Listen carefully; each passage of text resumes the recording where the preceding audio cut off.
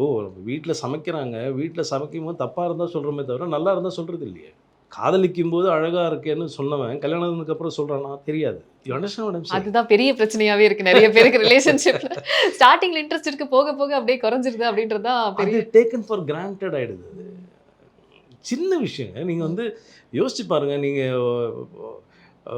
உங்க அம்மாவோ, அப்பாவோ நீங்க இப்போ இந்த வயசுல போய் கட்டிப்பிடிக்க யோசிக்கிறீங்க. ஆமா சார். இல்ல அவங்க எப்படி அன்ப வெளிப்படுத்துறதுல எதுக்கு அந்த ஒரு தயக்கம் ஏன் அப்படின்னு? தயக்கம்? ம். ஐ ஹக் பீப்பிள். ஓகே. நான் பொறந்தது, வளர்ந்ததெல்லாம் பாம்பேல. ஸோ எங்களுக்கு ஹக்கிங் வந்து ஒரு கல்ச்சர். கல்ச்சர். ஸோ இங்கே அது பண்ணும்போது எல்லாரும் வேற மாதிரி பேச என்னடா அவன் அவளை கட்டி பிடிக்கிறான், இவளை கட்டி பிடிக்க ஏய் இதில் என்னடா இருக்கு? இன்டென்ஷனே அது இல்லையே. புரியுது. அப்போ இவ்வளோ கரப்டாக இருக்கும் நம்ம. ம்.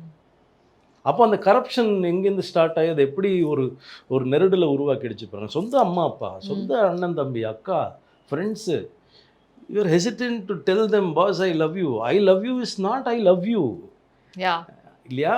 It's a confession of kindness. Care. Yeah, care. Exactly. So many things. அது நமக்கு அப்படின்னு சொல்லிடுறோம். இல்லை அப்போது லவ் டெஃபினேஷன் ஆனது காதல். காதலுங்கிறது இல்லைடா அது.